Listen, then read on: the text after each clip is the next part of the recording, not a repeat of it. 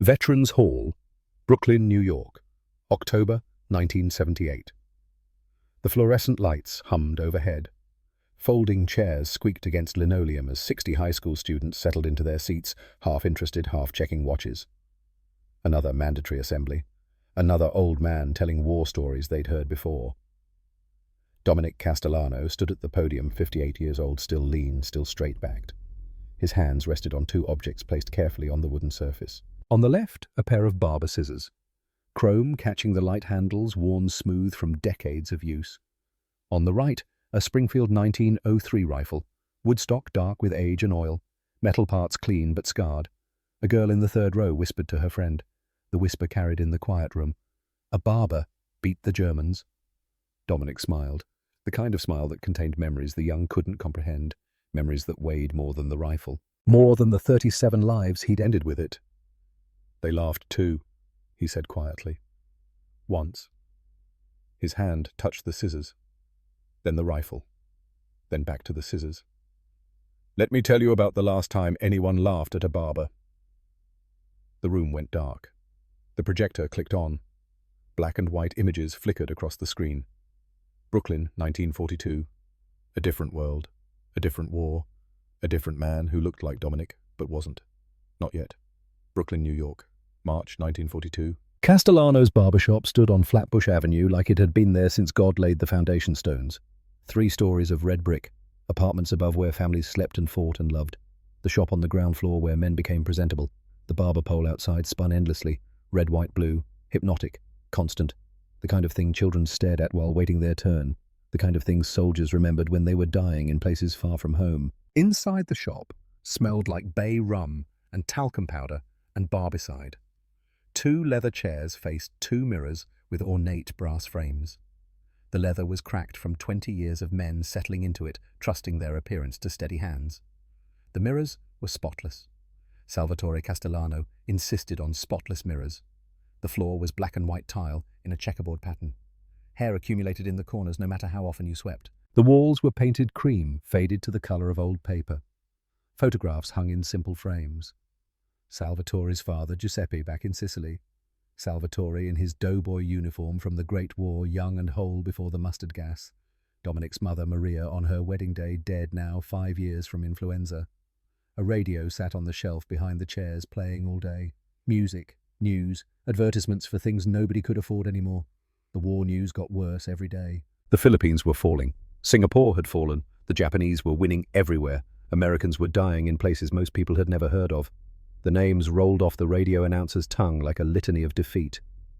Bataan, Corregidor, Wake Island. Dominic Romano Castellano was 22 years old, born March 1920, right after his father came home from France with lungs that wheezed and dreams that screamed. He had been cutting hair since he was 14. 8 years of standing behind those chairs. 8 years of learning to read faces in mirrors. 8 years of keeping his hands steady even when customers flinched. 8 years of noticing the tiny details that separated a good haircut from a perfect one. He had steady hands. Everyone said so. Could shave a man's neck without leaving a single nick. 10,000 shaves, 10,000 necks. 0 mistakes. Could fade a hairline so gradually you couldn't see where one length became another. His eyes caught details others missed. An uneven part. A stray hair. A customer's mood shifting before they spoke a word. The work was repetitive but satisfying. The same cuts week after week, the same conversations. How about those Dodgers? Can you believe this weather? Did you hear about the Kowalski boy who shipped out every 2 weeks like clockwork? The same customers returned. Factory workers from the Navy Yard. Shopkeepers from the neighborhood. Old men who wanted their hair cut exactly the way it had always been cut would raise hell if you deviated by a millimeter. Dominic's favorite customer was old Mr. Kowalski. 70 years old, came in every Saturday at 10 in the morning. Wanted a trim and a shave. Always complained the sideburns were uneven even when they weren't. Always tipped a quarter even though the cut only cost 35 cents. Sat in that chair for 45 minutes talking about the old country, about his son, who'd enlisted, about how the world was going to hell in a handbasket. Dominic never rushed him. Patience was the job. You couldn't rush precision. His father had taught him that. Salvatore Castellano was 64 years old, looked 70. The mustard gas had aged him in ways time alone could not. His lungs whistled when he breathed. His hands shook slightly in the mornings before the first cup of coffee. But when he picked up the scissors, when he wrapped the cape around a customer's neck, the shaking stopped. The hands steadied, muscle memory older than the tremors. He had learned the trade from his father, Giuseppe, who had learned it in Sicily before coming to America in 1891. 3 generations of Castellano men had held scissors. 3 generations of steady hands. 3 generations of men who understood that precision mattered, that a millimeter made the difference between craftsmanship and carelessness. Salvatore didn't talk much about the war, the Great War, the war to end all wars, the war that had ended nothing, just paused long enough for another generation to grow up and die. But he had taught Dominic things, lessons that seemed to have nothing to do with cutting hair. "Why do you time my cuts, Pa?" Dominic had asked once. He was 16, learning a flat top on a patient regular. Salvatore had pulled out his pocket watch, tarnished silver, dented, a gift from Giuseppe before he died. "War taught me something, boy. Precision keeps you breathing. We're cutting hair, not fighting. Same principle. You measure wrong, man walks out looking like a fool. I measured wrong in France, men died. Everything requires precision. Everything has consequences. You understand?" Dominic hadn't understood. Not then. The Depression had taught different lessons. How to make 35 cents last. How to barter haircuts for bread. How to keep the shop open when half the neighborhood couldn't pay. Waste nothing. Measure everything. Make every movement count. Dominic had learned to cut hair watching every penny. Measuring not just the hair, but the time, the supplies, the effort. Finding the most efficient path, the cleanest line, the perfect result with minimal waste. His hands had learned precision the way a pianist's hands learned scales. Unconscious, automatic, muscle memory deeper than thought. 1/16 of an inch. That was the unit of measurement that mattered. The difference between a good fade and a great one. The difference between satisfied and impressed. The difference between a customer who returned and one who went elsewhere. Dominic could eyeball 1/16 of an inch from across the room. Salvatore had a drill he made Dominic practice. Cut hair while looking only in the mirror, not at the customer's head directly but at the reflection. Hand-eye coordination, spatial awareness. Trust the reflection more than the reality. "In war, you can't always see straight," Salvatore had said. "Smoke, darkness, fear. You see things sideways, through mud, through gas. You learn to trust what you can see even when it's not direct, even when it's backwards." Dominic had practiced until he could do an entire haircut watching only the mirror, never looking directly at the customer. Scissors moving with absolute precision based on reflected images. He didn't know why his father insisted on this. He would learn. Dominic had a girlfriend, Rosalie Moretti, 20 years old. Worked at Moretti's diner 3 blocks down Flatbush. Dark hair that curled naturally. Green eyes that saw through his quiet exterior to something he didn't know was there. A smile that made the whole neighborhood brighter. They had been dating for 2 years. Everyone assumed they would get married. Dominic assumed it too. Was saving money. Planning to ask her father's permission. Planning a future that looked exactly like his present, only with Rosalie in it. He planned to take over the shop when Salvatore could no longer work. Planned to raise kids in Brooklyn. Planned to cut their hair for free and teach them the trade. Planned to spend 40 years behind those same chairs in front of those same mirrors sweeping the same floor. Plans meant nothing after December 7th, 1941. The world changed that Sunday. Dominic had been at Rosalie's house for dinner. Her mother made lasagna. Her father told stories about the old country. They were listening to the radio. Music program. Swing band from Manhattan. Then the announcement. The Japanese had attacked Pearl Harbor. Thousands dead. Battleships sinking. America at war. The music stopped. The world stopped. Everything stopped except the radio announcer's voice, grim and steady, reading casualty reports like a grocery list. Salvatore didn't say much when Dominic got home that night. Just looked at his son with eyes that had seen this before. Eyes that had watched his own generation march off to war. Eyes that had buried friends who never came home. "It's starting again," was all he said. 3 months later, the letter arrived. March 15th, 1942. The envelope was thin, official. The return address said, "Selective Service System." Dominic's mother, Maria, would have cried, but Maria was 5 years dead. Only Salvatore remained. Only Salvatore to watch his son open the envelope that would take him away. Dominic sat at the kitchen table. Small apartment, 2 rooms above the shop. Salvatore read the newspaper, waiting, knowing what the letter said before it was opened. He had received a similar letter in 1917. Different war. Same machinery of conscription grinding up young men. Dominic opened it. The words were formal, cold, impersonal. Greetings. You are hereby notified that you have been selected for training and service in the armed forces. Report for induction. March 30, 1942. At Brooklyn Navy Yard Processing Center. Failure to report is a federal crime. The paper felt heavy in his hands. Heavier than it should. Like it weighed more than the future it was erasing. Like it weighed exactly as much as the uniform he would wear, the rifle he would carry, the things he would see. Salvatore read the notice without expression, handed it back.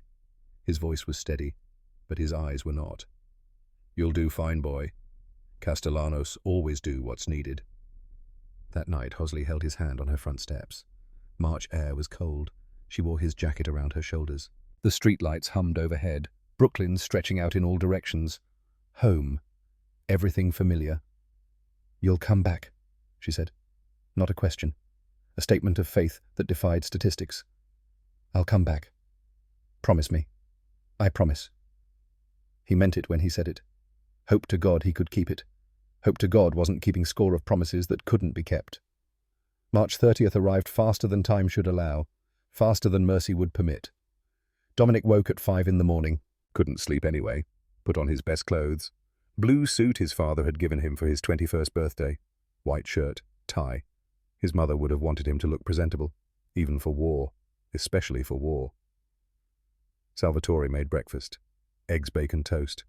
Dominic couldn't eat. Pushed food around his plate. Drank coffee that tasted like metal, like the future, like the rifle he would carry. His father walked him to the Navy Yard. 2 miles. They didn't talk much. What was there to say Salvatore had made this walk 25 years earlier? Had reported for the same war they said would end all wars. Now his son was walking the same path. History repeating because men never learned. Because the machinery of war required fresh bodies every generation. The processing center was chaos. 200 young men from Brooklyn, Queens, the Bronx, standing in lines, filling out forms, stripping to underwear for medical exams, raising right hands and swearing oaths to defend the Constitution against all enemies, foreign and domestic. A doctor listened to Dominic's heart, looked in his eyes, made him read letters on a chart, asked if he had any chronic conditions, any reason he couldn't serve. Dominic said no. He was healthy, strong, had good eyes and steady hands. Nothing wrong with him except he wanted to go home, wanted to cut hair, wanted to marry Rosalie and raise children and live a quiet life. The doctor stamped his file. By noon, Dominic Castellano was no longer a civilian. He was Private Dominic Castellano, United States Marine Corps, service number 459832. He had never fired a gun, never camped outdoors, never done anything more physical than sweeping hair off barbershop floors. But the Marines took him because they needed bodies. America was losing men faster than it could train replacements. Pearl Harbor had killed thousands. The Pacific War was consuming soldiers at a terrifying rate. Every young man with 2 working legs and decent eyesight was needed. The clerk at the induction desk processed forms with mechanical efficiency. Name, address, date of birth, next of kin, occupation. Occupation, the clerk asked without looking up. Barber, Dominic said. The room erupted. Laughter. Sudden. Explosive. 200 young men waiting their turn, all of them nervous, all of them scared, all of them grateful for any break in the tension. And here was a barber. A barber going to war. The clerk looked up, grinned. What's a barber gonna do, son? Give Hitler a shave? More laughter. Louder now. Men doubled over. The fear needed an outlet, and mockery was easier than tears. The sergeant processing inductees looked at Dominic's file, looked at Dominic, looked back at the file like the words might change if he stared long enough. Barbers go infantry, he said flatly. Next. Dominic stood there, silent, humiliated, face burning. 200 men laughing at the barber who thought he could fight. But he didn't argue, didn't defend himself. Just moved to the next line, the next form, the next station in the machinery that would transform him from barber to soldier, or try to. The laughter followed him. Paris Island, South Carolina, April 1942. Boot camp was 8 weeks of controlled suffering. Running in sand that made every step feel like 10. Marching in heat that made men pass out. Obstacle courses that left bruises and broken bones. Rifle qualification where you either hit the target or did push-ups until your arms gave out. Drill Instructor Staff Sergeant Michael Doherty was 38 years old. Career Marine. Had fought in Nicaragua, Haiti, China. Seen more combat than most men saw movies. His voice could strip paint off walls. His expectations were impossible and non-negotiable. He read the platoon roster on the first day. 40 recruits standing at attention in the South Carolina sun, sweat already soaking through their new uniforms. Castellano, he read, paused. Dominic Castellano. Sir, yes, sir. Says here you're a barber.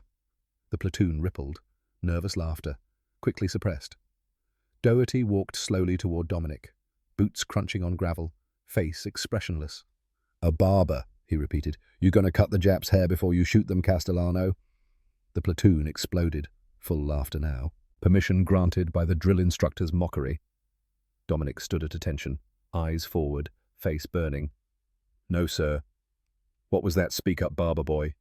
No, sir. You're damn right, no, sir, because the Marines don't need barbers, Castellano. The Marines need killers. You think you can kill? Dominic didn't know, had never thought about it, had never heard anyone in his life, had spent 8 years making people look better, not making them dead. I'll do what the Marines need, sir. You better, because the Japs sure as hell aren't going to ask polite before they gut you. Doherty moved on, reading more names, finding other weaknesses, other reasons to doubt, but the damage was done. Dominic was marked.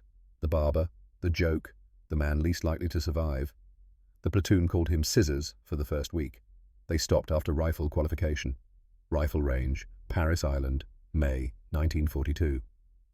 The M1 Garand felt natural in Dominic's hands. The weight, the balance, the smooth action of loading and firing. Something about it resonated with muscle memory he didn't know he had. The same way scissors had felt natural at 14. The same way a straight razor balanced perfectly when held correctly. Tools were tools. You learned the weight, learned the balance, learned how they moved in your hands until movement became unconscious. Rifle qualification was 250 points maximum. You needed 190 to qualify. 220 to qualify expert. The range officer called names alphabetically. Men stepped up to the firing line. Shot at targets 200 yards down range. Some qualified, some didn't. Those who didn't ran laps while the rest continued. Castellano! The range officer's voice carried across the field.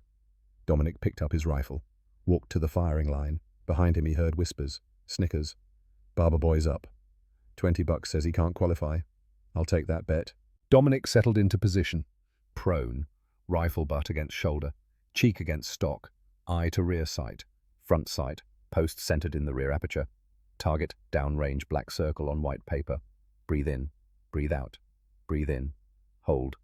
His heartbeat slowed, without thought, without effort, the same way it slowed when he was cutting hair, when precision mattered, when the customer sat still and trusted you not to cut them.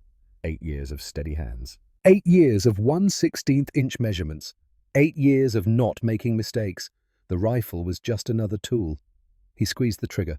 Gentle, consistent pressure. The same pressure he used on scissors.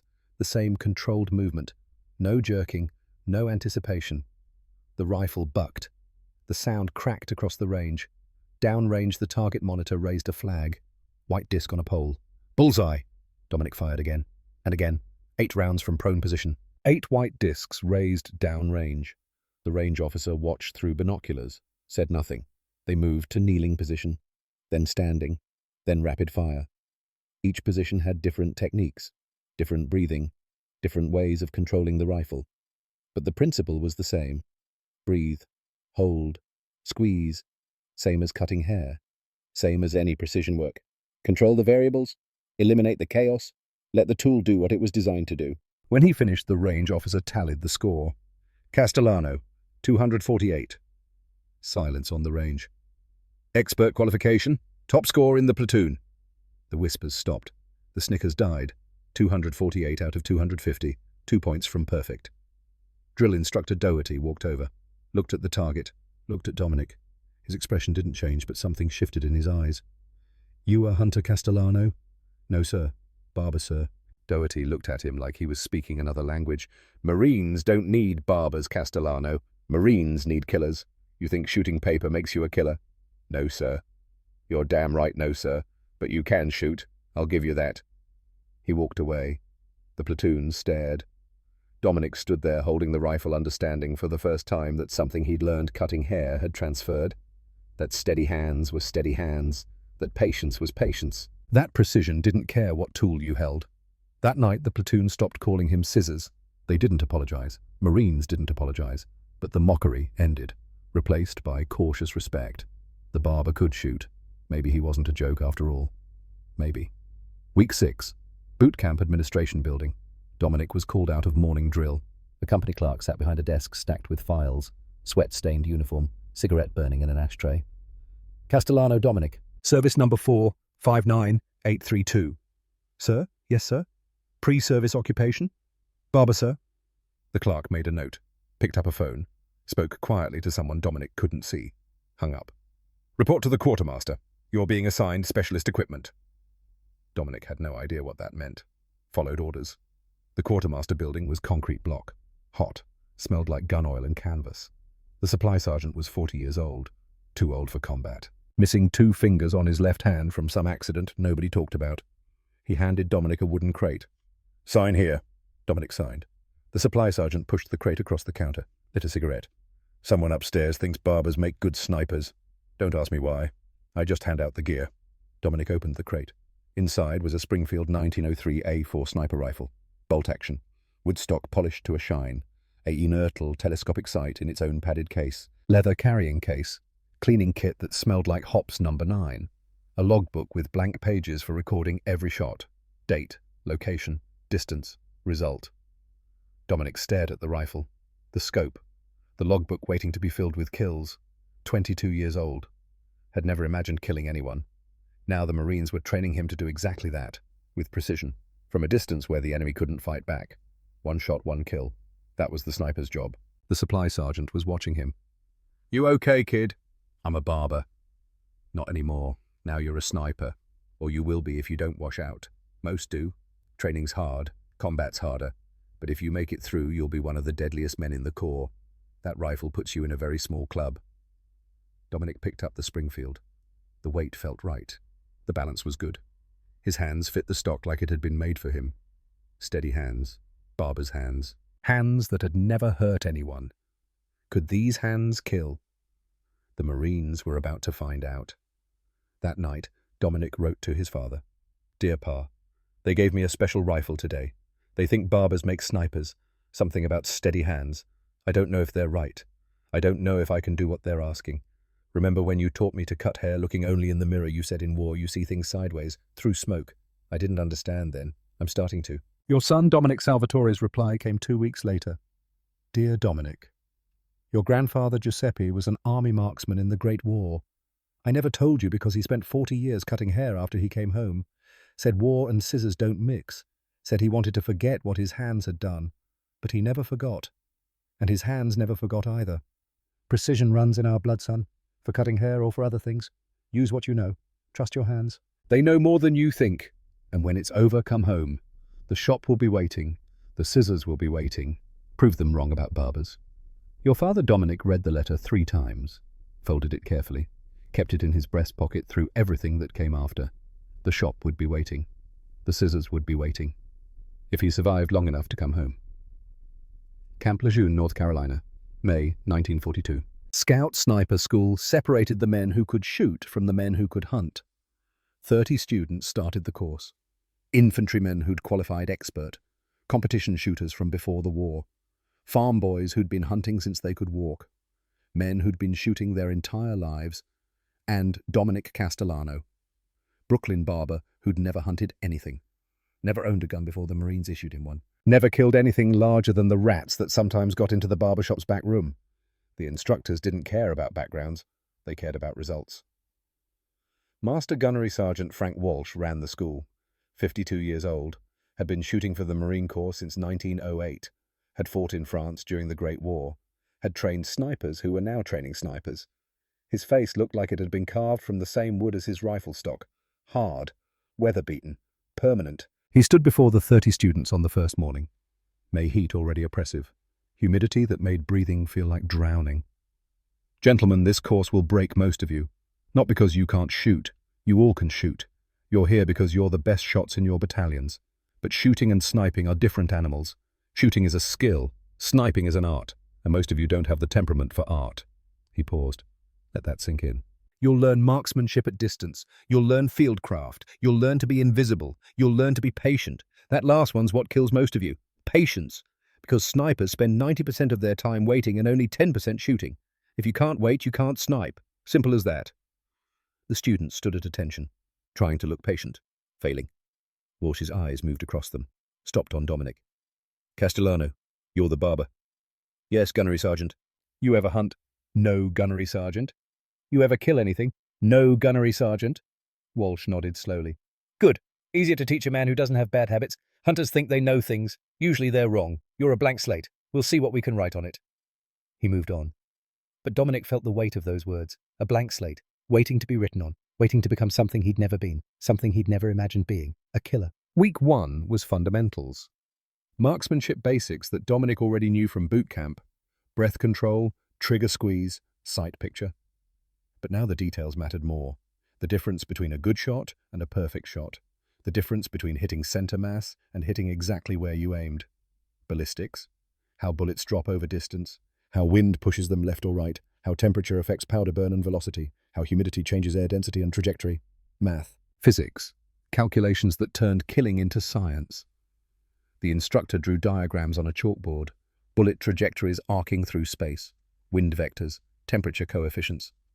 At 300 yards, he said, your 30-06 round drops 18 inches. At 500 yards, 42 inches. At 700 yards, 96 inches. You need to know these numbers in your sleep. You need to calculate them in your head while someone's shooting at you, while you're exhausted. While you're terrified, the math doesn't care about your feelings. The bullet doesn't care about your fear. It goes where physics says it goes. Dominic wrote it all down. Numbers, formulas, tables of bullet drop at various ranges, wind drift calculations, temperature corrections. It reminded him of cutting hair. The same precision, the same attention to measurement. A 1/16 inch mistake in a hairline meant an unhappy customer. A 1-inch mistake at 500 yards meant missing the target entirely. The principle was the same. Measure carefully, calculate precisely, execute perfectly. Optics, using telescopic sights. Parallax, eye relief, field of view, focus. Learning to see through glass and steel what the naked eye couldn't see at all. Learning to trust the scope more than instinct.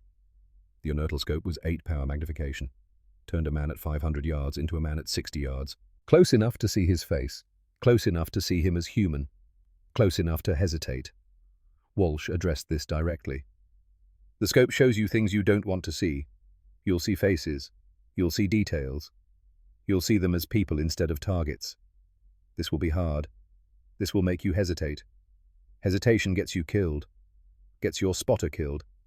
Gets the Marines you're supposed to protect killed.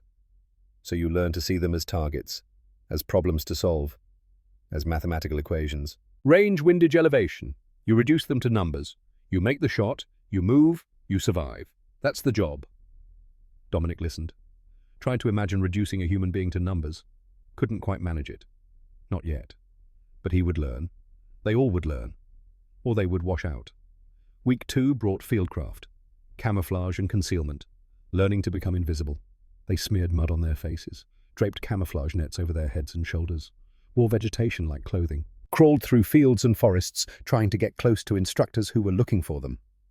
Dominic learned that stillness was better than camouflage, that patience beat speed, that the human eye was drawn to movement but missed things that didn't move.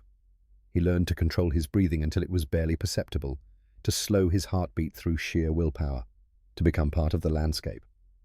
And he discovered something surprising. The skills that made him a good barber translated directly to sniping. Steady hands, essential for holding crosshairs on target, for holding aim while breathing, while waiting, while the world moved around you, but you remained perfectly still. Patience. Years behind a barber's chair making small talk while his hands worked, automatically had taught him to be still for hours, to endure boredom without fidgeting, to wait without complaining. Old Mr. Kowalski took 45 minutes every Saturday, talked the entire time, never rushed, never hurried, just settled into the chair and let Dominic work at the pace precision required. Dominic had learned to wait, had learned that good work couldn't be rushed, that patience produced better results than speed, Snipers spent 90% of their time waiting, only 10% shooting. Dominic was better at waiting than men who'd hunted their whole lives. Attention to detail. Eyes trained to spot an uneven hairline from across a room could detect movement at 600 yards, could see things others missed. A flash of metal, a shadow that wasn't quite right, a shape that didn't belong. The instructors noticed. Castellano, how'd you spot that position? They were on a stalking exercise. Students had to identify hidden instructors at unknown distances. Most students found 2 or 3. Dominic found 7. The vegetation was wrong, Gunnery Sergeant. The colours didn't match, like someone placed cut branches over a hide. They wilted, changed colour, stood out against the live growth. Walsh looked at him. You see that from 600 yards? Yes, Gunnery Sergeant. What did you do before the war? Barber, Gunnery Sergeant. And that helps you how? I spent 8 years looking at details, Gunnery Sergeant. Hair growth patterns, cowlicks, uneven patches. Things most people don't notice. You learn to see what's wrong. What doesn't match? What's out of place? Walsh grunted. Well, I'll be damned. Maybe barbers do make snipers. It was the first time anyone had said that without mockery. Week 3 and 4 were advanced stalking, moving toward a target without being seen, inches per minute, hours to cover 100 yards, every movement calculated, every pause deliberate. The instructors were watching. If they saw you, you failed. If you moved too fast, you failed. If you made noise, you failed. Most men failed. 20 of the 30 washouts came during stalking exercises. They couldn't handle the tedium, couldn't stay still long enough, couldn't accept that warfare could be this slow, this boring, this patient. Dominic passed. The barber, who'd spent 8 years standing in one place talking to customers while his hands worked on autopilot, found that he could lie in one place for 6 hours without moving anything but his eyes. 6 hours without water, without food, without moving his bowels or bladder, just breathing, watching, waiting. It was harder than cutting hair, but the principle was the same. Do the work, don't rush, let patience produce precision. By week 5-16, students remained. 14 had washed out, couldn't shoot well enough, couldn't stay still long enough, couldn't handle the isolation and boredom that defined sniper work. The 16 who remained were different, quieter, more patient, more comfortable with silence. Dominic was ranked 3rd in the class. Week 5 and 6 were precision shooting at distance, 100 yards, 200, 300, 400, 500, 600. Learning how differently the rifle behaved at each range, how much the bullet dropped, how much the wind mattered, how temperature and humidity and even the rotation of the earth affected the shot at extreme distance. Unknown distance targets, estimating range by eye alone, using landmarks. Using bracketing techniques with the scope reticle. Getting close enough that the bullet would hit even if your estimate was off by 50 yards. Moving targets, leading them, calculating speed and distance and where they would be when the bullet arrived, not where they were when you pulled the trigger. Most men struggled with this. Dominic found it similar to cutting hair on a fidgety child, predicting movement, adjusting in real time, staying ahead of the motion. 8-year-old Tommy Chen from 3 blocks over never sat still. Mother had to bribe him with candy just to get him in the chair. But Dominic had learned to cut his hair anyway, learned to predict which way his head would turn, learned to move the scissors where the hair would be, not where it was. Same principle, different application. Stress shooting. After running, after push-ups, after carrying heavy loads. When your heart was pounding and your hands wanted to shake and your breath came in gasps. Learning to control the body's response to exertion. Learning to find that calm place even when everything said you should be panicking. Dominic's heart rate slowed naturally when he picked up the rifle, the same way it slowed when he picked up scissors. Muscle memory, autonomic response. The body knew precision required calm. Night shooting, shooting by moonlight, by starlight. By memory when you couldn't see anything at all. Trusting the rifle, trusting the scope, trusting yourself. By week 8, only 16 men remained. The final exam was everything combined. Stalk to within 200 yards of an instructor position. Take the shot. Escape without being spotted. 12 hours to complete. Most men were found before they got close. Some got close but missed the shot. Some hit the target but were caught during escape. Dominic passed. Stalked through a pine forest for 8 hours, moving inches at a time. Found his position. Waited another 2 hours for the perfect moment when the instructor was looking away, when the light was right, when the wind was calm. Took the shot. Disappeared into the woods before anyone knew where he'd been. Scout sniper qualified. Trained to kill at distance. ready for war. Except he wasn't ready. Not really. Because shooting paper targets in North Carolina was nothing like shooting men who had families and lives and dreams. That lesson would come later. Camp Pendleton, California. November 1942. Dominic was assigned to 2nd Marine Raider Battalion forming at Camp Pendleton. Raiders were elite, specially trained for operations behind enemy lines. Expected to operate independently with minimal support. More training. Amphibious operations. How to get off a landing craft without drowning under the weight of equipment. How to move across open beach under fire. How to assault fortified positions. They practiced landings until Dominic could do it blind, until his body knew the motions without thinking. Close quarters combat, hand-to-hand fighting, knife work, silent killing. Skills Dominic hoped he'd never need but learned anyway. The instructors were veterans of Nicaragua, of China, of places where Marines had fought in small wars nobody remembered. They taught brutal efficiency. No honor, no fair play, just survival. November brought his spotter assignment. Corporal Francis Michael Donovan, 26 years old. Philadelphia. Dock worker before the war. 3 years in the Marines. Veteran of Caribbean exercises and training operations. Married. Wife. Margaret was pregnant. Baby, due September 1943. Frankie was everything Dominic wasn't. Loud, confident, gregarious. He joked constantly, told stories that were probably half lies, made friends with everyone, seemed to have no fear at all, or hid it so well nobody could tell. Their first meeting was in the battalion area. Frankie looked Dominic up and down, took in the rifle case, the youth, the quiet demeanor. "So you're my sniper?" "Yes, Corporal." "They tell me you're a barber." "Was a barber." "Jesus Christ." "They're scraping the bottom of the barrel." Frankie lit a cigarette, offered one to Dominic, who declined. "Can you even shoot, Brooklyn?" Dominic showed him his qualification scores. Expert rifle, distinguished graduate of Scout Sniper School, 3rd in class of 16. Frankie whistled low. "Okay, maybe barbers can shoot. But shooting paper targets and shooting men are different things. You ever kill anyone?" "No." "You will. Question is whether you can do it when the time comes." "When you see his face, when you know he's somebody's son, somebody's brother, maybe somebody's father, can you pull that trigger knowing all that?" Dominic didn't know how to answer. The honest answer was, he didn't know. Couldn't know until the moment arrived. "I'll do what the Marines need me to do." Frankie laughed. Sharp. Humorless. "Good answer. Wrong answer, but good answer. Truth is nobody knows if they can kill until they do it. Some guys can't. Freeze up, start shaking. Can't pull the trigger. Then they get everyone killed because the enemy sees them and they're not shooting back." He stepped closer, cigarette smoke drifting between them. "You freeze up on me, Brooklyn, and we're both dead. Understand?" "I understand." "You better, because I've got a kid coming. I plan to meet him, and that means keeping us both alive. You think you can do that?" "Yes, Corporal. We'll see. We'll damn well see."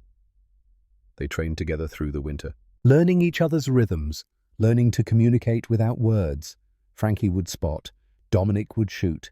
They would watch each other's backs in the killing zone where one mistake meant dying. Frankie taught Dominic things the sniper school hadn't. How to read terrain from a map and predict where enemy snipers would hide. How to use dead ground to move unseen. How to set up multiple firing positions so you could shift if one got compromised. How to know when to take the shot and when to let the target pass, because revealing your position wasn't worth it. Dominic taught Frankie patience. How to wait without fidgeting. How to stay still when every instinct said to move.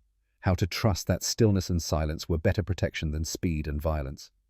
By March 1943, they were a team. Not friends exactly, too different for friendship, but partners, each trusting the other with his life. The battalion trained through spring and summer. Everyone knew invasion was coming, knew that somewhere, someday soon, they would storm a beach and the real war would begin. But nobody knew where or when, just that it was coming. England. April 1944. The 2nd Marine Raiders, now reorganized into specialized scout sniper teams attached to army divisions, arrived in England in early April. The whole country felt like a staging area. Hundreds of thousands of troops. American, British, Canadian, Polish. All gathering in southern England. Ships crowding every harbour. Supplies stacking in every warehouse. Vehicles parked nose to tail on every road. Everyone knew invasion was coming soon. Dominic wrote letters home to Brooklyn. Told Salvatore the weather in England was terrible. Rain every day. Cold even in April. Told him the food was awful. beans and bread and tea that tasted like dirty water. He didn't tell him about the briefings, about maps of French beaches covered with German defences, about casualty estimates that said 30% of the first wave would die before reaching dry sand, about nightmares where he drowned under the weight of his equipment, about fear that lived in his chest like something with teeth. The training continued. Practice landings where men drowned in full combat gear, rehearsals where live ammunition was used, and accidents killed soldiers before the war even started. Briefings about German defences, about machine gun positions and artillery pre-registered on every inch of beach, about minefields and wire and obstacles designed to rip landing craft apart. May brought more specific briefings. Maps showed exact beaches now. Utah, Omaha. American forces would assault both. British and Canadians would take Gold Juno sword. Biggest invasion in history. 50,000 men hitting 5 beaches simultaneously. The briefing officer tried to sound confident. German resistance will be suppressed by the time you land. Naval guns will pound them for hours. Bombers will drop thousands of tons of explosives. They'll be stunned, disorganized, unable to mount effective defense. Nobody believed that. Men who'd trained for 2 years knew better. Knew that the enemy always survived bombardment somehow. Knew that they would be waiting. Knew that beaches were killing zones where you either moved forward or died. May 15th. The sniper teams received their specific mission briefing. Captain Robert Hayes, Army Intelligence, stood before a map of Normandy. Operation Overlord. You will land with the third wave at Omaha Beach. Your mission is to neutralize German snipers, spotters, and officers. Every German leader you kill saves American lives. Every machine gun nest you suppress allows infantry to advance. You are force multipliers. Act like it. He paused. Let that sink in. Intelligence estimates 30% casualties in the first wave, 50% in the second wave, third wave, which is you should be lower, but should is not will. Expect German resistance, expect casualties, expect to earn your pay. Frankie leaned over and whispered, "We're getting paid." Dominic almost smiled. Almost. May 28th, final equipment inspection. Dominic checked his Springfield 1903A4 for the 100th time. Clean, oiled, zeroed for 300 yards. The unearthal scope. Lenses clear, mounts tight. Backup iron sights functional. Ammunition. 100 rounds of M2 ball cartridge, 30-06, carefully selected for consistency. Each round inspected. Each brass case perfect. No dents, no corrosion. These were the rounds that would keep him alive or fail to and get him killed. His logbook was empty, waiting for entries. Dates, locations, distances, kills, the record of what he would become. That night, lying in his bunk, Dominic couldn't sleep. Kept thinking about the logbook, about filling those pages, about reducing human lives to numbers and distances and check marks confirming death. Kept thinking about his hands. Barber's hands that had spent 8 years giving men better haircuts, making them feel good, making them look sharp. Hands that had never hurt anyone. Those same hands would soon be pulling triggers, sending bullets across impossible distances, ending lives with precision that would have made his customers in Brooklyn proud if they only knew. But they would never know. Nobody back home would ever know, because what he was about to become couldn't be explained to people who hadn't done it, couldn't be understood by people who thought war was heroic, who thought killing was glorious, who didn't know that precision and death made terrible partners. June 5th. They boarded the landing craft at Southampton. The ships were everywhere. Thousands of vessels filling the harbour. The greatest armada ever assembled, heading toward France, toward beaches where Germans waited, toward the beginning of the end or the end of everything. Dominic cleaned his rifle one last time, checked the scope, made sure everything was perfect.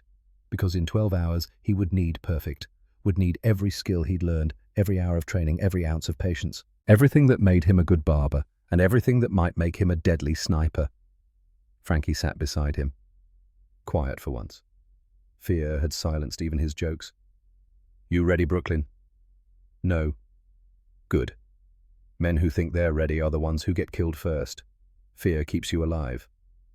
"I'm plenty afraid." "Then you'll do fine." Dominic hoped he was right. Hoped fear would be enough. Hoped his hands would stay steady when bullets started flying. Hoped he could do what the Marines expected. Hoped he would survive long enough to learn if a barber from Brooklyn could really become a killer. By dawn on June 6th, he would have his answer. June 6, 1344, 0530 hours, the English Channel. Dominic stood on the deck of Landing Craft Infantry 243. Around him, 40 Marines checked equipment for the 100th time. Tightened straps, tested rifle actions, said prayers that wouldn't be answered for all of them. The darkness was lifting. Grey light spread across the water. In the distance, the coast of France emerged from shadow. Hills, cliffs, beaches that looked peaceful from 5 miles away. They were not peaceful. The naval bombardment began at 05:30. Hundreds of ships opening fire simultaneously. The sound was beyond anything training had prepared them for. A constant thunder that shook the vessel and made speech impossible, made thought difficult, made fear feel like the only rational response. Heavy bombers passed overhead in waves, dropping thousands of tons of explosives on coastal defenses. The noise added to the noise. The fear added to the fear. Intelligence reports had promised German resistance would be suppressed, said the bombardment would stun them, disorient them, make them unable to fight effectively. Intelligence reports were about to be proven catastrophically wrong. The landing craft dropped its ramp at 09:15 hours, not on the beach. On a sandbar 200 yards from shore, the ramp fell into 4 feet of churning water. Water mixed with blood and oil and the bodies of men from the first 2 waves. Dominic went over the side with his rifle held above his head. The weight of his equipment tried to drag him under. 70 pounds of rifle ammunition, grenades, rations, water. The current was stronger than expected. Waves knocked him sideways. Around him, Marines struggled toward the beach through chaos that defied description. German machine guns had survived the bombardment. Concrete bunkers had protected them from rockets and bombs. Now they fired directly into the waves of men wading ashore. Mortar rounds exploded in the shallows, geysers of water and shrapnel and pieces of Americans who would never see home again. Dominic saw a Marine 3 feet to his left take a burst from a machine gun and disappear beneath the surface without a sound. Saw another torn in half by a mortar round. Saw the beach ahead littered with bodies and burning vehicles and men screaming for medics who couldn't reach them through the fire. This was not what training promised. This was slaughter. The water was chest deep for 50 yards, then waist deep, then knee deep.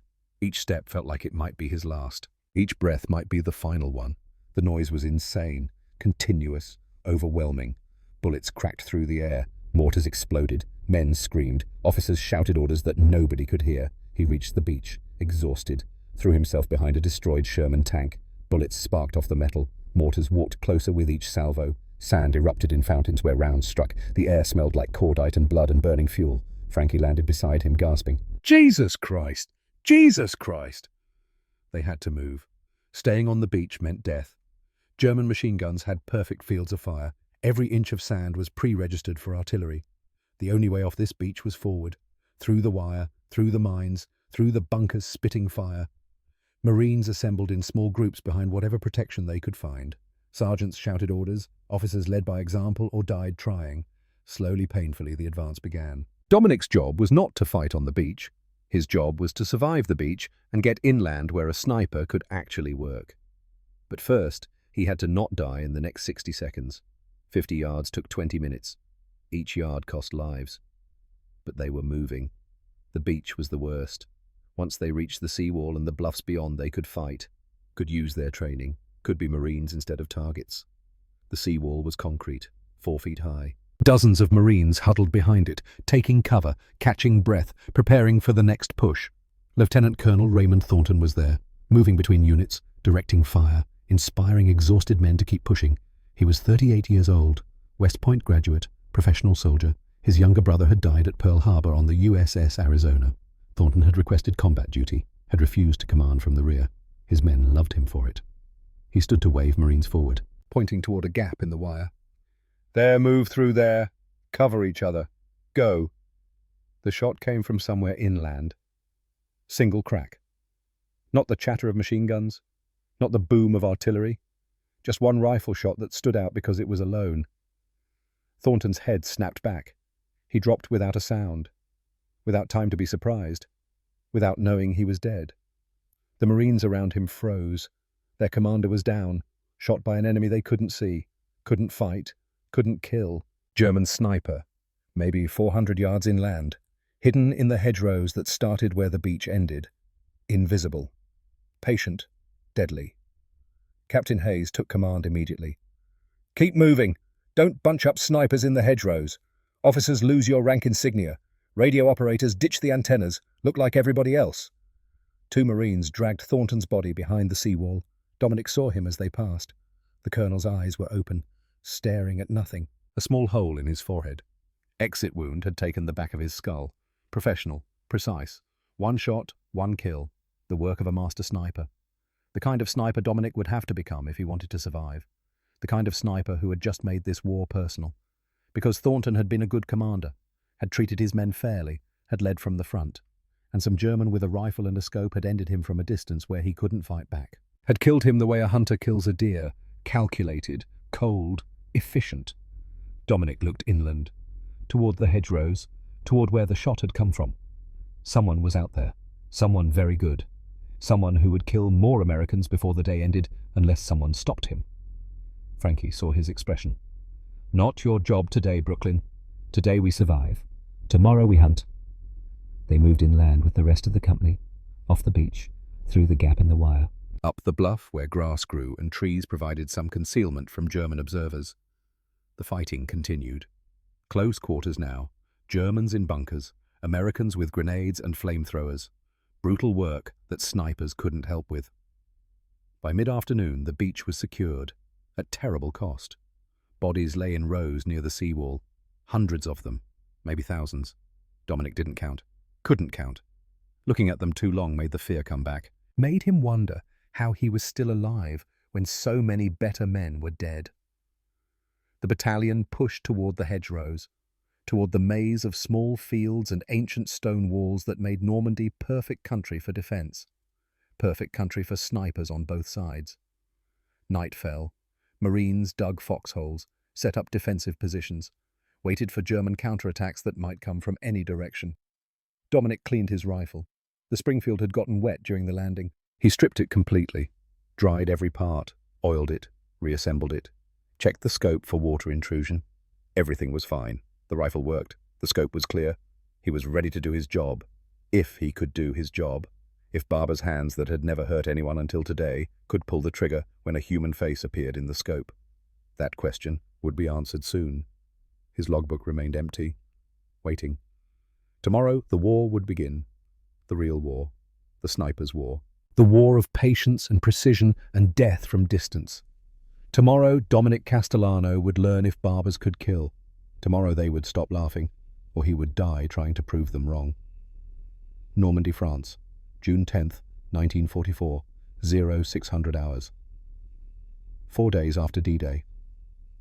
Captain Hayes called Dominic to battalion headquarters, a farmhouse with half its roof missing, walls pocked with bullet holes, maps spread across a table made from a door and 2 ammunition crates. Hayes looked older than his 34 years. 4 days of combat could age a man a decade. His eyes were bloodshot. Hands trembled slightly when he lit a cigarette. The kind of tremor that came from too much death and too little sleep. Castellano. Sir. Hayes didn't look up from the maps, just kept marking positions with a grease pencil. Red X's where men had died, blue circles where Germans were dug in. The red outnumbered the blue. You've got top training scores. Distinguished graduate, expert marksman, top 3 in your sniper class. Yes, sir. 0 combat kills. The words hung in the air between them. An accusation, a challenge. Yes, sir. Hayes finally looked up. His eyes were hard. Tired, but hard. Meanwhile, Germans are picking off our officers like they're hunting rabbits. Thornton on D-Day. Lieutenant Morrison yesterday morning. Staff Sergeant Williams yesterday afternoon. Corporal Jackson this morning at dawn. All headshots. All from distance. Professional work. He tapped the map. 4 red X's in a line. We think it's 1 sniper, maybe 2, operating in this sector. These hedgerows give them perfect cover. They shoot and disappear before we can even figure out where the shot came from. It's destroying morale faster than the actual casualties. Officers won't stand up. NCOs won't give orders. Everyone's afraid to be next. Hayes ground out his cigarette, lit another immediately. I need results, Castellano. Not potential, not training scores, not promises. I need dead Germans. Yes, sir. You've got 1 month, 30 days starting right now. By July 10th, I want to see progress in that logbook of yours. Real progress. You understand what I'm saying? Yes, sir. Do you? Because I'm saying if you can't do the job, you're infantry. You'll be humping an M1 Garand with the line companies. No scope, no special treatment, just another rifleman. And frankly, Castellano, given how fast we're losing riflemen, that's a death sentence. Dominic said nothing. What was there to say? Hayes leaned forward, smoke curling between them. I gave you a chance because your training scores were impressive.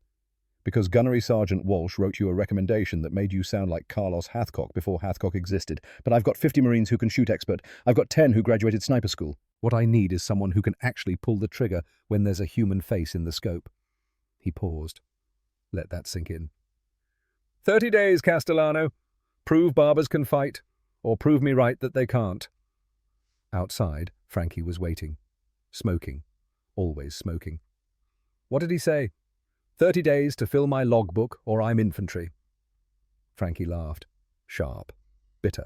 The kind of laugh that had no humour in it. 30 days. Hell, Brooklyn, most snipers don't last 30 days out here. You know what the average life expectancy is for a sniper in active combat, 16 days. You're already 4 days in. Clock's ticking. Then I better work fast. That's the spirit. Frankie crushed his cigarette under his boot. Come on, let's go find you some Germans to shoot. Can't fill a logbook sitting on your ass. June 10th, 1944, 0730 hours. First blood. They moved out at first light, crawling through hedgerows still wet with morning dew. The Norman countryside looked peaceful. Green fields, stone farmhouses with red tile roofs, apple orchards where fruit was just starting to ripen. It was a lie. Death lived in every shadow. They moved slowly, checking every hedge before crossing, every field before entering, every tree line before approaching. German patrols owned these hedgerows. German snipers were hunting in the same hunting ground. Moving carelessly meant dying stupidly. 3 hours to cover 800 yards. Slow, patient. The way Salvatore had taught him to work. Never rush precision. By 1,000 hours, they'd established their hide. Thick hedgerow overlooking a road junction. Good sight lines. Multiple escape routes. Background vegetation that broke up their silhouettes against the sky. Frankie arranged the camouflage netting. Dominic settled into position. Checked his rifle. Loaded 5 rounds. Set 4 more within easy reach. Then they waited. Waiting was the job. Not shooting. Waiting. An hour passed. German trucks moved on distant roads. Soldiers walked between buildings in the village of Treviers. But none came within effective range. None presented targets worth revealing their position. 2 hours. A German patrol passed within 100 yards. 8 men. Alert. Weapons ready. Dominic could have taken 2, maybe 3 before they found cover. But then mortars would come. Artillery would come. The hide would be compromised. Not worth it. Patience. 3 hours. The sun climbed higher. Heat built under the camouflage netting. Sweat soaked Dominic's uniform. He didn't move, didn't wipe his face. Movement attracted eyes. Stillness was survival. At 1330 hours, a German officer emerged from behind a stone wall, binoculars raised, scanning the American lines, probably looking for targets, probably doing the same job Dominic was doing, observing, gathering intelligence, trying to keep his men alive. Dominic's heart rate increased. This was it. He adjusted his position. Millimeters. The Springfield was zeroed for 300 yards. The German was at 380. That meant the bullet would drop approximately 18 inches. Simple calculation. Aim 18 inches high. Account for wind. Squeeze. But first he had to look at the target. Really look. Through the 8-power magnification of his unearthly scope, the German filled his vision. Not old, maybe 25, clean-shaven, uniform pressed despite 4 days of combat. The kind of officer who cared about appearance, who tried to maintain standards even in chaos. The kind of officer men would follow. The kind of officer who needed to die. Dominic could see details. A wedding ring, binoculars with the Zeiss logo, boots that had been recently polished. This man had eaten breakfast this morning, had written a letter home maybe, had people waiting for him, parents, a wife given the ring, maybe children. All of it would end in the next 10 seconds. Brooklyn. Frankie's whisper was barely audible. You got this. Did he? Dominic's hands were steady on the rifle. Same hands that had cut hair for 8 years. Same hands that had never hurt anyone. Same hands that his father called gentle. Gentle hands about to kill. I've done 10,000 shaves without nicking one, Dominic whispered back. This is just longer range. He placed the crosshairs on the German's chest. Center mass, where heart and lungs lived. Where a bullet would end everything. His breathing slowed. Automatic. Unconscious. The way it slowed when precision mattered. In, out, in, hold. Between heartbeats, the world went silent. He thought about Lieutenant Colonel Thornton, about the good man shot on D-Day, about the Marines who would die if German officers kept directing fire, kept calling artillery, kept fighting. His father's words, "Precision keeps you breathing. Today, precision would stop someone else from breathing." He squeezed the trigger. The Springfield bucked. The sound cracked across the countryside. Sharp. Final. Through the scope, he watched the German officer stumble backward, watched him clutch his chest, watched him fall, watched him stop moving. At 380 yards, sound travelled slower than the bullet. The Germans around their fallen officer looked confused at first, looked around trying to understand what happened, where the shot came from, who to shoot back at. They saw nothing. Just hedgerows. Just fields. Just countryside. Dominic was already moving, crawling backward, putting distance between himself and the firing position. German response would come fast. Mortars. Maybe artillery. Anyone still in that hide when the shells arrived would die. 60 yards back, he reached Frankie's position. "Clean shot, Brooklyn. Very clean. Now we move before they bracket us." They withdrew another 200 yards, found a secondary hide, waited 30 minutes to see if Germans would pursue. Nothing. No mortars, no patrols, just silence. Frankie spoke quietly. "How you feeling?" Dominic's hands were shaking. Not from fear, from adrenaline, from understanding what he'd just done, from knowing he'd crossed a line that couldn't be uncrossed. "I killed him." "Yes, you did." He was just standing there. He was directing German operations. You saw the binoculars. You saw him scanning our lines. He was picking targets. You just picked him first. Dominic looked at his hands, still shaking. Barber's hands. Killer's hands. Same hands. "Does it get easier?" Frankie was quiet for a long moment. "No. But you stop shaking after a while. You stop thinking about it during. You think about it after instead. Late at night, when you can't sleep. That's when you think about it." That night, back in friendly lines, Dominic opened his logbook for the first time. Clean pages, waiting to be filled. He wrote in neat script, the same careful handwriting he'd used to keep records at the barber shop. June 10th, 1944. 1330 hours. Trevieres sector. German officer. 380 yards. Confirmed kill. 1 entry. 29 days left. 29 more entries needed. The tally had begun. June 11th to 15th, 1944. The pace quickens. The second day brought 3 more kills. A machine gunner at 420 yards, standing to adjust his weapon. Too long in the open. 1 shot. Down. Finding the machine gun position was like finding a cowlick in thick hair. Pattern recognition. The gun's muzzle caught morning light differently than the vegetation around it. A tell. A mistake. The gunner paid for his mistake with his life. 2 mortar crew members at 510 yards. Difficult shot in gusting wind. 8 miles per hour from the left. At that distance, 16 inches of drift. Dominic had to aim 16 inches right of the target. The same calculation he'd used cutting hair. Measuring angles. Predicting where things would be, not where they were. First shot. 1 down. The others scattered, but Dominic had already adjusted. Second shot. Another down. By the time German mortars responded, Dominic and Frankie were 300 yards away in a different hide. Day 3. June 12th. 4 more kills. A sniper at 600 yards. The hardest shot yet. The German was good. Professional. Had established a well-camouflaged position in a ruined barn. But he'd made one mistake. He'd used the same position twice. Dominic had noted it the day before. Returned today, knowing the German might be there. Waited 6 hours for confirmation. 6 hours not moving. Barely breathing. Patient. The German finally revealed himself. Flash of metal from his scope. 1 instant of carelessness. 1 shot. 600 yards. 78 inches of bullet drop. Dominic aimed 6.5 feet above the target. The German slumped forward. Gone. Counter-sniping was about outweighting the other man. About being more patient. More willing to endure. About remembering what his customers had taught him. Some things can't be rushed. Day 4 and 5 brought 6 more kills. Officers. NCOs. Soldiers who established patterns. Who became predictable. Who forgot that predictability meant death. By June 15th, Dominic had 13 confirmed kills in 5 days. His logbook was filling. Each entry, clinical. Precise. Date. Time. Location. Range. Target type. Result. Numbers. Just numbers. If he thought about them as humans, he couldn't do the job. Captain Hayes noticed. 13 in 5 days, Castellano. Keep it up, and you'll hit 30 before the month's out.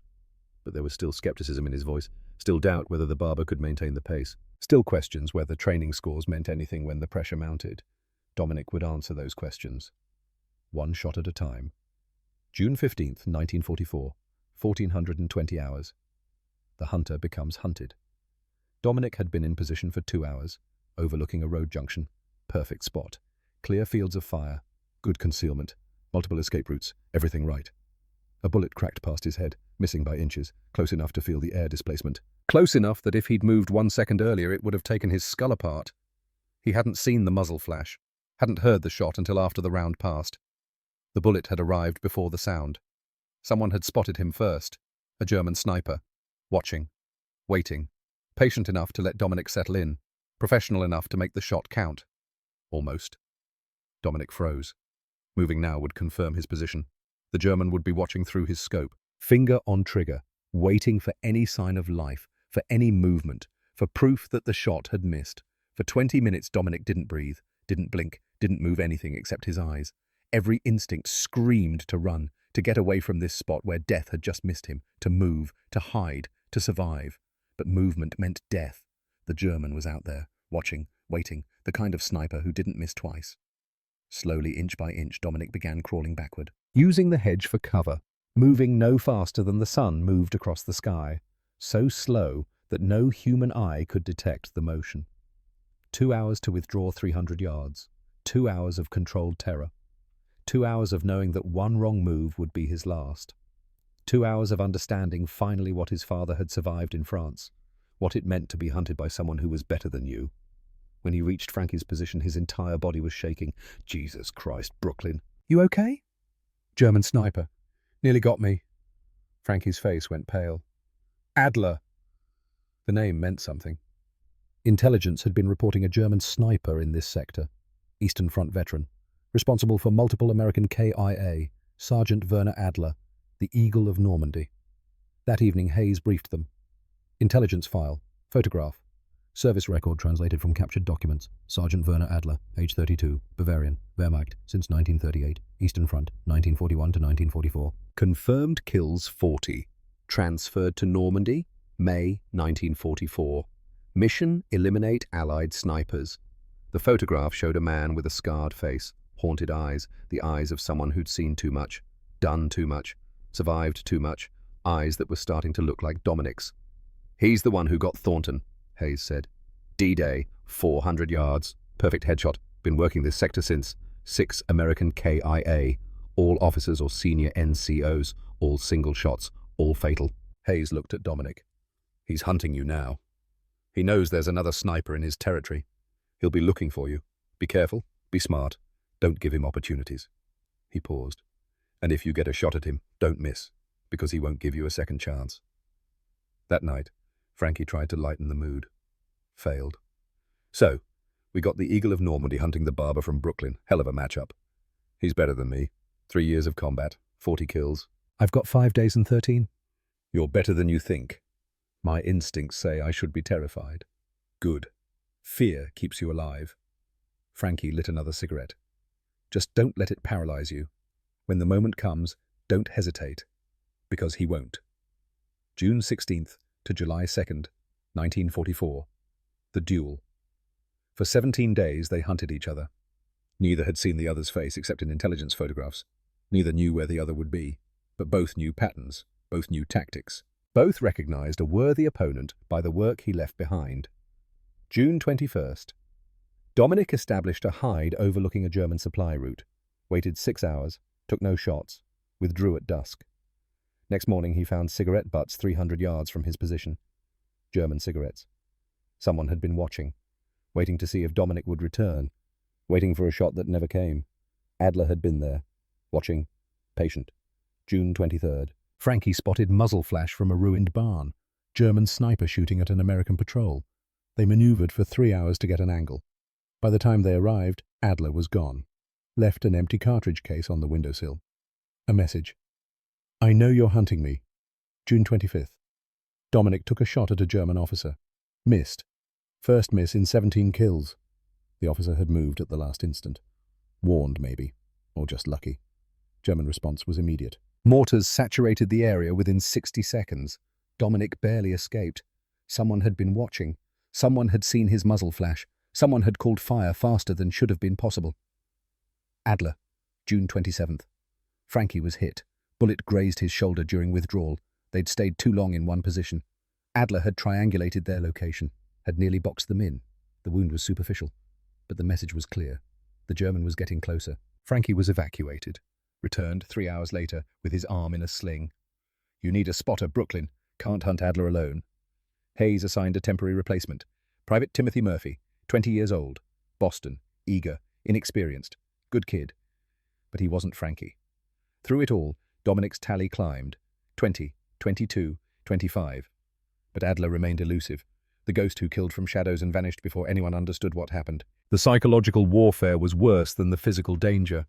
Knowing someone was out there. Someone better. Someone with 3 years of experience. Someone who'd survived the Eastern Front where Soviet and German snipers had killed each other by the hundreds. The survivors were the best, the smartest, the most patient. Adler had survived. Dominic stopped sleeping well. When he did sleep, he dreamed of crosshairs, of scope views, of a German watching him through glass and steel, finger tightening, bullet coming. But he kept hunting, because that's what snipers did. And slowly, Dominic began to see a pattern. Adler was good, maybe the best. But he had one weakness: confidence. 3 years of success made him slightly predictable. Not much, just enough. He'd used the same ruined farmhouse 3 times. Different positions within it, but the same structure, the same general area, patterns. Everyone had them, even the best. Dominic studied the farmhouse, plotted angles, calculated fields of fire, planned an approach from Adler's blind side, where the German wouldn't expect an American sniper to penetrate so deep into no man's land. He presented the plan to Frankie. "It's risky. You'd have to crawl in at night, build the hide in darkness, wait maybe 24 hours. If he doesn't show, you've wasted 2 days and exposed yourself for nothing. He'll show." "How do you know?" "Same way I knew Mr. Kowalski would be in my chair every Saturday at 10. People are patterns, even the best of us." Frankie nodded slowly. "Okay, we do this right. I stay back, provide overwatch. Murphy comes with me. You go alone. Signal if you make the shot. We extract together. Understood? And Brooklyn." Frankie met his eyes. "Don't miss, because if you do, he'll know you're there, and he won't miss back." July 2, 2100 hours, the final stalk. Dominic moved out at full darkness. New moon. Clouds obscuring stars, perfect conditions for death. He crawled for 12 hours, 1,500 yards, moving inches at a time, stopping every few minutes to listen, to watch, to ensure he was alone. The approach was through no man's land, territory neither side controlled, patrolled by both, mined randomly, booby-trapped unpredictably. Every yard could be his last. But slow was safe, patient was safe. His father had taught him that. Salvatore had learned it in France. Giuseppe had learned it before that. 3 generations of Castellanos understanding that precision required time. He reached his position at 0900 hours on July 3rd, 520 yards from the ruined farmhouse. Good concealment, clear field of fire to the second-floor window where Adler had appeared before. He built his hide in daylight. Risky, but necessary. Darkness would have made it sloppy. Sloppy got you killed. Slowly, he arranged vegetation, created shooting ports, ensured his silhouette broke up against the background. The same attention to detail he'd used cutting hair. One mistake meant death instead of a bad haircut. By 1100 hours, the hide was complete. He settled in, checked his rifle, loaded 5 rounds, set 4 more within easy reach. Then he waited. 8 hours. No movement from the farmhouse. No sign of Adler. Dominic didn't move, didn't fidget, just breathed, watched, waited. His bladder screamed, his muscles cramped, his mouth was dry. None of it mattered. Patience was survival. The sun set.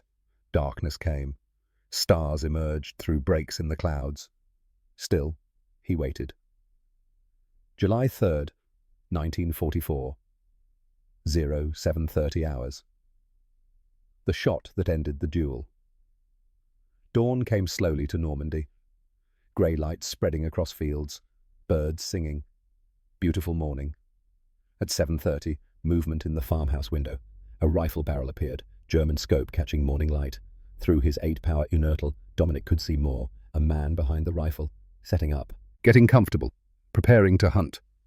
The German raised his rifle, then paused, lowered it, reached into his coat, pulled out a photograph.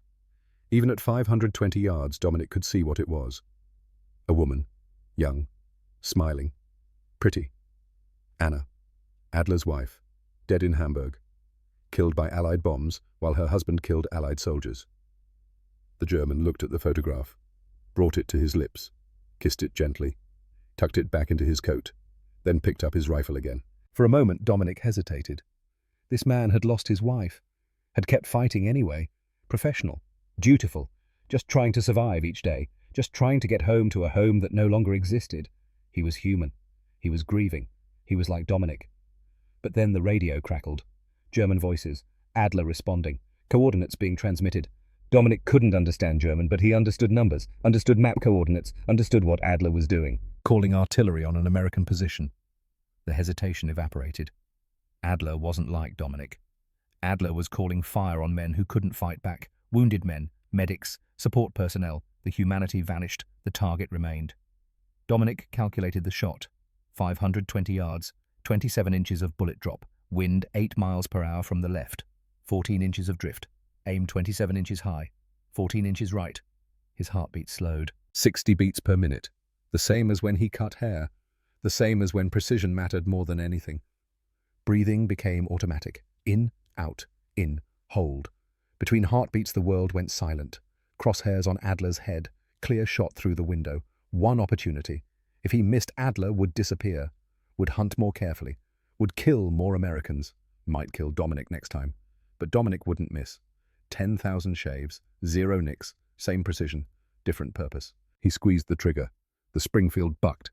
The sound cracked across the countryside. Through the scope he watched Werner Adler's head snap back. Watched him slump forward over his weapon. Watched him go still. 41st kill for Werner Adler. His career was over. 23rd kill for Dominic Castellano. The eagle was dead. There was no celebration in the hide, no sense of victory, just immediate need to move, to crawl backward, to escape before German mortars found him. He was 300 yards away when the first shells landed, right where he'd been, right where he would have died if he'd stayed. July 3, 1944.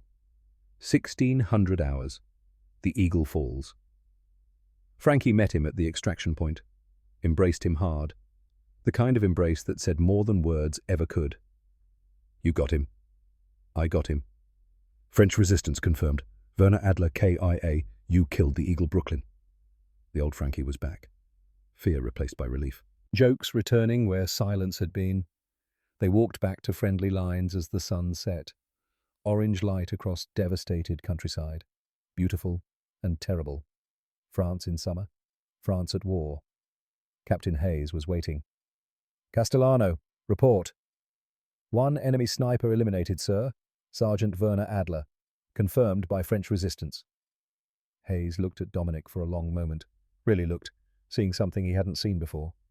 The man who killed Thornton. Yes, sir. How many total now? 23 confirmed, sir.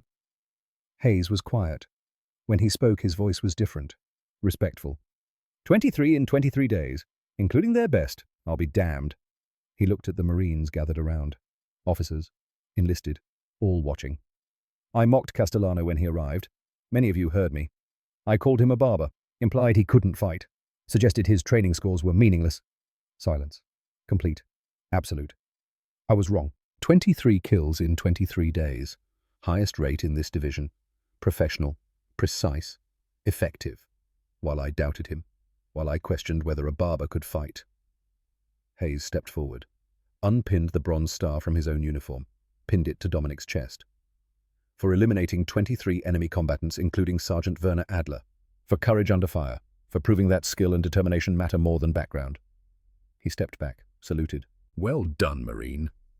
That evening, a captured German lieutenant was brought in for interrogation. The intelligence officer asked standard questions. When he mentioned American snipers, the lieutenant's face changed. Der Friseur, he said quietly. The barber. We thought it was propaganda. Not propaganda. Then he is real. The ghost who killed Adler. The lieutenant shook his head. We feared him. He was patient, like death itself. Adler was our best. 40 kills on the Eastern Front. The best sniper in our division. And your barber ended him. Respect in an enemy's eyes. The ultimate validation. July 4 to 9, 1944. The final 7. But Dominic wasn't done. Hayes had given him until July 10th. He had 7 days left. 7 kills needed to reach 30. The war didn't pause for one German sniper's death. July 4th. A German artillery spotter calling coordinates. 400 yards. Dominic watched him for 20 minutes. Calculated wind. Accounted for the man's irregular movements. Waited for the perfect moment when he stood still. 1 shot. Down. 24th kill. July 5th. 2 machine gunners repositioning their weapon. 520 yards. They worked together, moved together, died together. 2 shots. Both down. 25th and 26th kills. July 6th. A German officer rallying his troops for a counterattack, shouting orders, waving his arms, making himself a target. 380 yards. 1 shot. The officer dropped. The attack faltered before it began. 27th kill. July 7th. An NCO directing mortar fire. 430 yards. Patient shot. Waiting for him to stand still long enough. 1 shot. Down. 28th kill. July 8th. 2 German officers consulting a map in the open. Careless. Overconfident. Dead. First shot. 1 down. Second shot before the other could react. Both down. 29th and 30th kills. July 9th brought the final kill. The one that sealed the count. A German lieutenant leading a counterattack. 450 yards. Visible through gaps in the hedgerow, shouting at his men, trying to inspire them, trying to make them brave enough to die. 1 shot through the gap. Clean headshot. The lieutenant dropped. The attack collapsed. 31st kill. But Dominic didn't count it toward his 30. The promise to Hayes was 30 by July 10th. This was July 9th. 1 day early. 31 total. He'd exceeded the quota. That night, he made the final entries in his logbook. July 4. German spotter. 400 yards. July 5. 2 ex-machine gunners. 520 yards. July 6. German officer. 380 yards. July 7. German NCO. 430 yards. July 8. 2 ex-German officers. 450 yards. July 9. German lieutenant. 450 yards. Total 31. Confirmed kills. June 10 to July 9, 1944. 30 days. 31 kills. They'd laughed at the Barber. The Barber had answered with precision. July 10th, 1944. Battalion formation. Validation. Captain Hayes assembled the entire company. 200 Marines standing in formation. Exhausted. Battered. But alive. Hayes stood before them. Dominic beside him. Marines, I want to talk about prejudice. About being wrong. About learning. The company stood at attention. When Private Castellano reported for duty, I mocked him. You heard me. I called him a barber. Implied he couldn't fight. Suggested training schools were meaningless without combat to prove them. Hayes paused. I was completely wrong. He gestured to Dominic. In the past 30 days, Private Castellano has eliminated 31 enemy combatants. 31. Including Sergeant Werner Adler, who killed Colonel Thornton, who'd been terrorizing this sector, who had 40 confirmed kills from the Eastern Front. The best sniper Germany had. Complete silence. 31 kills in 30 days. Highest rate in this division. Professional, precise, effective, all while I doubted him. Hayes looked at Dominic, then back at the company. Anyone here still laughing at barbers? No one spoke. That's what I thought. Hayes unpinned his bronze star, pinned it to Dominic's chest. For exceptional performance in combat, for eliminating high-value targets, for proving courage under fire. He stepped back, saluted. You've earned this, Marine. You've earned everything. Dominic saluted back. Thank you, sir. Don't thank me. You did the work. I just stopped doubting. That evening, Hayes called Dominic to his quarters. Private conversation. I'm writing you a commendation. You deserve more than Bronze Star, but that's all I can authorize. You deserve Silver Star. Maybe more. The Bronze Star is plenty, sir. Hayes poured 2 drinks. Whiskey. Against regulations, but who was counting? I keep a journal, Castellano. Personal thoughts. Things I don't put in official reports. Want to know what I wrote about you? If you want to share, sir. Hayes opened a leather notebook. Read aloud. I was wrong about Castellano. Dead wrong. Best sniper I've ever commanded. And I called him just a barber. I'll carry that shame. But I'll also carry the lesson. Never judge a man by his background. Judge him by his work. He closed the notebook. Looked at Dominic. You taught me something important. I won't forget it. July 1944 to May 1945. The Long War. The war continued. Dominic's tally rose slowly, deliberately. 35 by September. 37 by December. Final count when the war ended. 37 confirmed kills. But the 31 in July remained his legend, the month when the barber proved everyone wrong, when precision and patience translated from Brooklyn barbershop to Norman hedgerows, when steady hands that cut hair learned to end lives with the same care. Troops called him the Barber now, with respect, with admiration. New Marines asked for advice. What's the secret? No secret. Patience, precision, practice. 10,000 hours before I ever touched a rifle. You can't rush good work. They didn't understand. The connection between barbering and sniping wasn't obvious unless you'd lived both, but Dominic understood, and that was enough. May 8th, 1945. War's end. Victory in Europe came on a Tuesday. Dominic was in Bavaria when the ceasefire took effect. 25 years old, 3 years in uniform, 37 confirmed kills, 1 Bronze Star. No medals for his work. Snipers didn't receive the recognition given to men who charged machine gun nests. Their work was too quiet, too patient, too removed from heroic narratives. He went home as Private Dominic Castellano. Nothing more. The same rank he'd held on D-Day. June 1945. Homecoming. Brooklyn in summer. Humid, loud, alive. Castellano's barbershop stood exactly as he'd left it. Same chairs, same mirrors, same poles spinning red, white, blue. Salvatore was 67, looked 80. The war had aged him, watching his son leave, wondering if he'd return, living with memories of his own war and fears for his son's. He embraced Dominic at the door. First hug in Dominic's life. They laughed at you. Every day, Pa. And now, they stopped July 10th, 1944. Salvatore nodded. Your hands are steady. Dominic looked at his hands. Still steady, still precise, still capable of both creation and destruction. Your words kept me alive, Pa. Precision keeps you breathing. Good. Now use those hands to cut hair again. The war's over.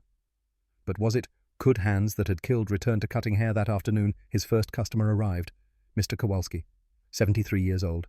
Son had died at Anzio, but he still came, every Saturday, still loyal to the Castellanos. Good to see you home, Dominic. Good to be home, Mr. Kowalski.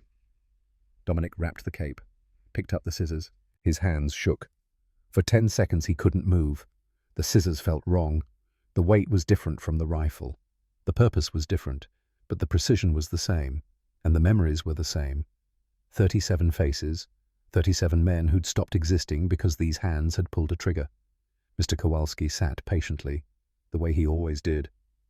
45 minutes he'd wait, never rushed, never complained. Take your time, son. I got all morning. The hands steadied. Muscle memory older than war, deeper than killing. Dominic cut Mr. Kowalski's hair. Perfect fade, even sideburns, 0 nicks, same precision, different purpose. The hands remembered both, would always remember both. 1946 to 1978. The quiet years. Dominic married Rosalie in October 1946.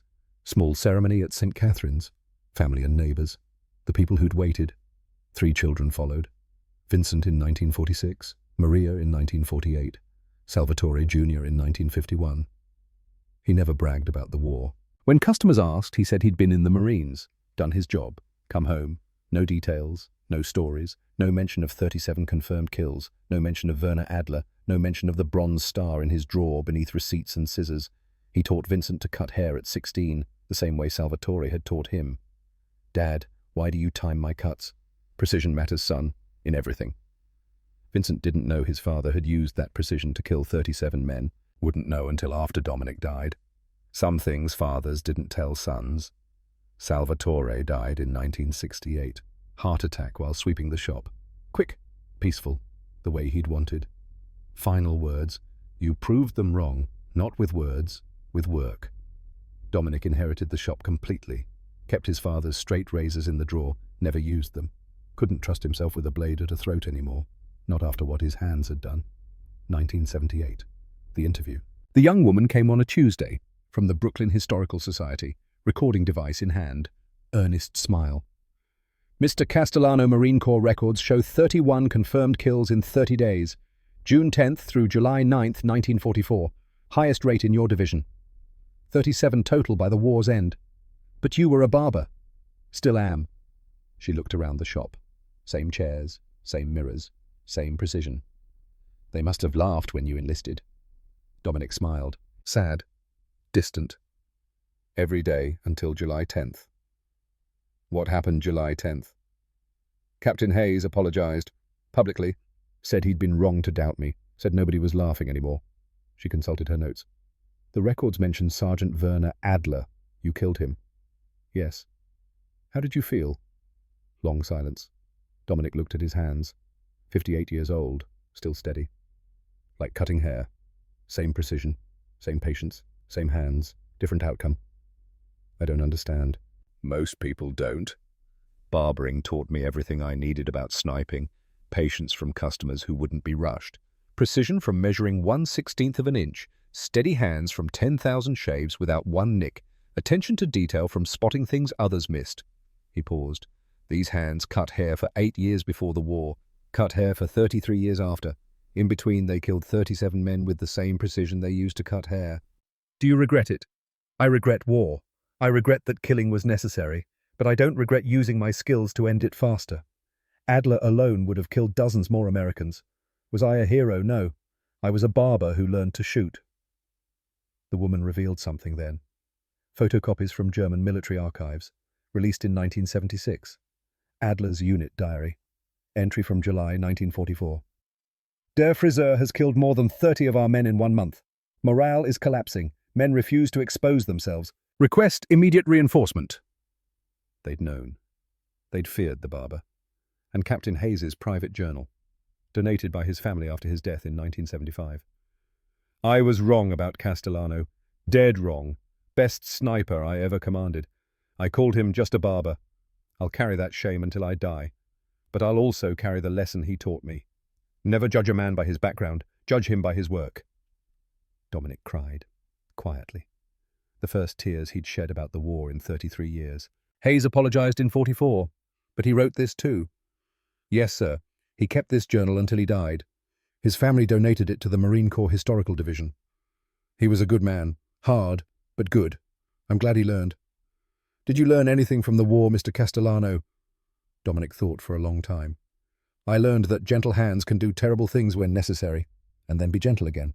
That's the real miracle, not the killing, the coming back. The choosing scissors over rifles when the choice returned. 1992. Passing the torch. The young Marine came on a Saturday, 21 years old, dress uniform, nervous. Mr. Castellano, haircut. Sir, I'm deploying. Gulf. My recruiter said I should find you, said you were the barber sniper. Dominic stopped cutting his current customer's hair, looked at the young Marine, saw himself 50 years earlier. Why would your recruiter send you here? Because I'm a barber too, sir. From Reno. They laughed when I enlisted, said barbers can't fight. My recruiter said you proved them wrong. Dominic set down his scissors, walked to the back room, returned with a small case. Inside was the bronze star, still bright, still pinned to its original ribbon. This was mine, for 37 confirmed kills in World War II, including the best sniper Germany had in my sector. The young Marine's eyes went wide. You take this, not to keep, but to remember. You're not just a barber. You're a Marine who knows patience, precision, and respect. That's more than most soldiers ever learn. Those skills will keep you alive.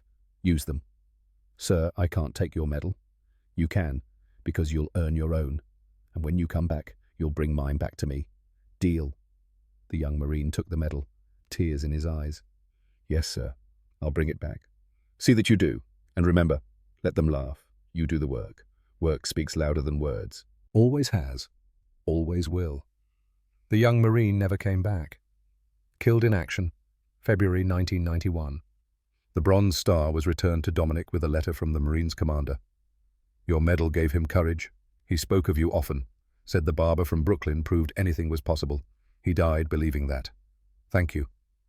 Dominic put the medal back in the drawer, where it belonged, where it would stay until he died. December 15th, 1994. The end. Dominic Castellano died in his sleep. 74 years old. Rosalie holding his hand. 48 years of marriage. 3 children.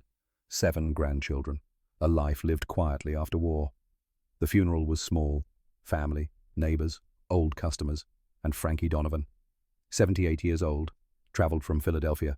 stood at the graveside in his dress blues. Dom saved my life. June 27th, 1944. Dragged me 400 yards while Germans shot at us. They laughed at the barber. The barber saved us all. Vincent spoke next. Dominic's son, 50 years old now, running the barber shop.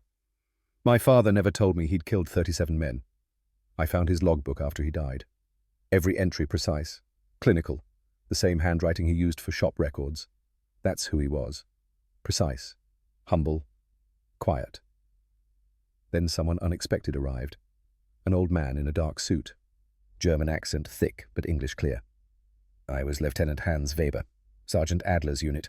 We called your father Der Friseur, the barber. We feared him more than artillery, more than tanks, because we never knew where he was, only that he was patient, professional, like a barber cutting hair, perfect every time.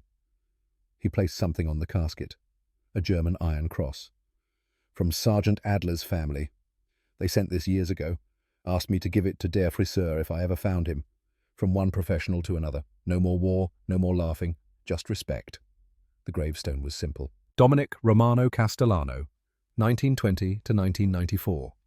Beloved husband. Father Barber, USMC, 1942 to 1945. No mention of kills, no mention of medals, no mention of the Eagle of Normandy. Just a barber who'd done his job, who'd come home, who'd lived quietly. But in Marine Corps archives, the record remained. Private Dominic Castellano. 37. Confirmed kills. WWII. 31. In 30 days, June 10th to July 9th, 1944. Neutralized Sergeant Werner Adler, German Army sniper, July 3rd, 1944. Bronze Star with valor. They laughed at the barber. The barber didn't laugh back. He just did the work. And in Brooklyn, on Flatbush Avenue, the barber pole continued to spin. Red, white, blue, endless, constant. The way precision continues. The way Dominic Castellano would be remembered. Not for the 37 kills, but for coming home. For choosing scissors over rifles when the choice returned. For proving that gentle hands could do terrible things when necessary. And then be gentle again. That was the miracle. Precision doesn't choose sides. People do. And Dominic Castellano chose to come home.